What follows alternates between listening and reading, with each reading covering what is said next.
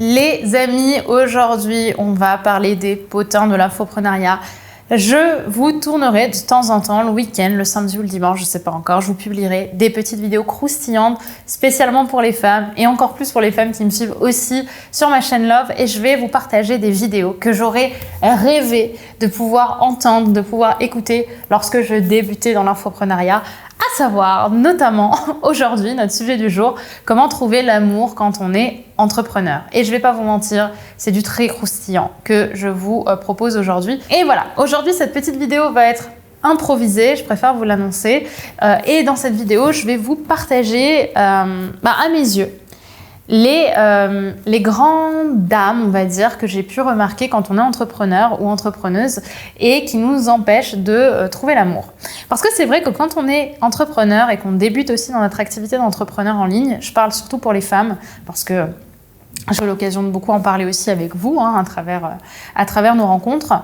Il y a toujours ce truc au départ de « je suis en train de me construire par mon entreprise ». Je ne sais pas si ça vous parle, mais il y a vraiment cette dynamique de « je sais que je suis en train de faire des choses qui ont du sens et je sais que je suis en train de me réaliser ». Donc en fait, on est un peu concentré et on concentre notre valeur autour de nos choix infoprenariaux, si je puis dire, mais aussi autour de l'entreprise qu'on est en train de créer, du projet qu'on est en train de développer. Et c'est super, c'est un très bon projet.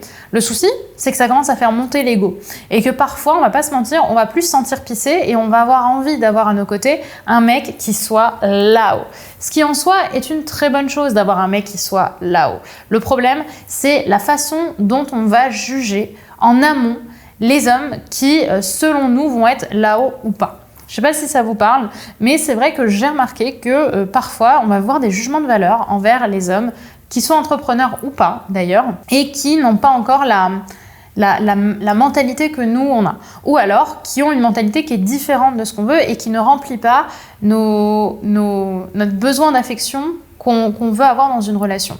Et du coup, on va se dire que ce mec n'est pas assez bien pour nous. Ou que ce mec n'est pas entrepreneur, donc clairement, il ne va pas nous comprendre et on ne va pas pouvoir avoir le couple goal qu'on s'est imaginé dans notre tête le soir en rentrant chez nous. Ce que j'ai envie de vous partager par rapport à ça, c'est que, et je vous dis vraiment ce que j'aurais aimé aussi qu'on me dise à l'époque, avant que je rencontre la bonne personne pour moi, en tout cas à l'heure actuelle, c'est que, au contraire, je pense que c'est cette crise d'ego qui nous empêche de trouver l'amour parce que justement, on se ferme.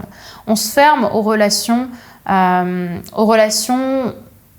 j'allais dire libres, mais pas au sens propre, mais je veux dire dans les relations où on lâche prise.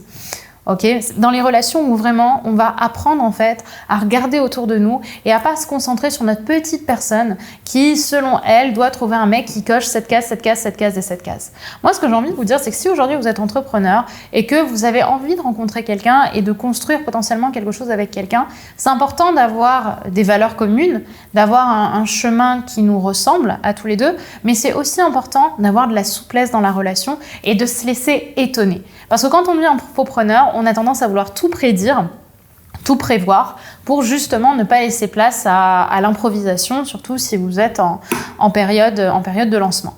Mais je peux vous dire que dans la vie amoureuse, ça ne fonctionne pas comme ça. Et qu'il faut justement apprendre aussi, il faudrait plutôt apprendre aussi à arrêter de se prendre un peu la tête, j'irais même plus loin, de péter un coup et d'accepter en fait que la vie va vous ouvrir à des relations et apprenez-vous à vous intéresser profondément aux gens. Mais vraiment, il y a bien un livre que je peux vous conseiller là-dessus qui est un de mes livres préférés. Alors attention, là je vais dire un truc qui va vraiment me faire péter plus haut que mon cul, soyez clairs. Je vous l'annonce d'avance, j'aurais adoré écrire ce livre. Parce que c'est un livre que je trouve tellement incroyable, c'est Comment se faire des amis de Dale Carnegie, qui m'a chamboulé la tête à une époque et qui clairement aujourd'hui, je pense, dans les bases de mes relations, qu'elles soient amicales ou plus. Et ce que j'ai vraiment envie de vous dire aujourd'hui, c'est que pour créer de belles relations, que ce soit amoureuses ou amicales, intéressez-vous vraiment aux gens. Arrêtez d'écouter, arrêtez d'entendre pour répondre. C'est un truc qu'on fait souvent quand on est entrepreneur, ça. C'est que quand on va nous donner des conseils aussi, je parle pas forcément qu'en amour, je vous ai dit, j'improvise complètement. On est en train, non mais vraiment, on est en train d'entendre quelqu'un nous conseiller. On va pas chercher à l'écouter pour le comprendre, on va chercher à l'écouter pour répondre à ce qu'il va nous dire. Et donc, rester nous dans notre petite pensée, dans nos petites idées, dans notre petit contrôle d'entrepreneur, etc. Alors que cette personne, elle est profondément en train de nous aider à évoluer. Ok ? Donc, je vous invite vraiment à repenser à ces dynamiques-là et à vous rappeler que l'amour, c'est justement de la surprise et que c'est, certes, il faut manifester à l'univers, et je trouve ça très bien, la personne qu'on a envie d'avoir dans notre vie, mais pour autant, c'est s'ouvrir aussi à des aventures et se laisser étonner par les personnes et par les rencontres qu'on va pouvoir faire. Maintenant, où trouver l'amour quand on est entrepreneur? Parce que ça, on me l'a aussi beaucoup demandé, n'est-ce pas?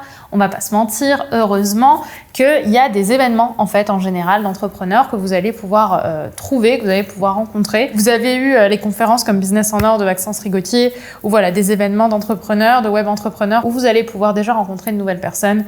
Et autre petit point aussi qui peut vous aider, c'est tout simplement grâce au groupe Facebook d'infoprenariat, d'entrepreneuriat, il y en a plein. Vous avez le groupe d'Antoine BM, vous avez les groupes multiples de tous les entrepreneurs, vous avez Romain Collignon qui en a aussi.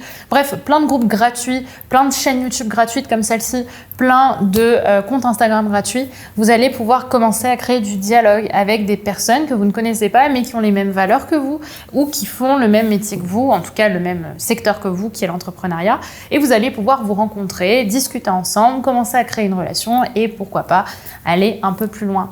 Voilà ce que j'aurais rêvé moi d'entendre à l'époque et ce qui m'aurait vraiment fait du bien, parce que à une époque, je peux vous garantir que j'étais vachement dans le moi dans mes relations, et je pense que ça m'a empêché de rencontrer l'amour pendant une belle période, même si je ne comprenais pas qu'au final le souci c'était moi.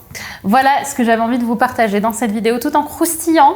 J'espère qu'elle vous aura palpité. Je vous le rappelle, même si ce n'est pas le but de cette vidéo, que dans 5 jours, on se retrouve pour ma web conférence en ligne et je vous invite à être là. On ne sait pas qui sera là. Peut-être que l'homme de votre vie sera là, n'est-ce pas? Qui s'appelle les 4 nouvelles tendances à connaître absolument pour cartonner sur tes réseaux sociaux et pour obtenir plus de 100 000 nouveaux abonnés en 2022.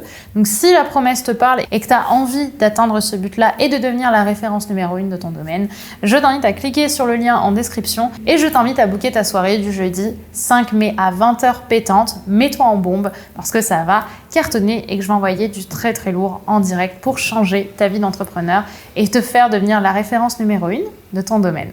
Bisous, bye bye, bonne journée.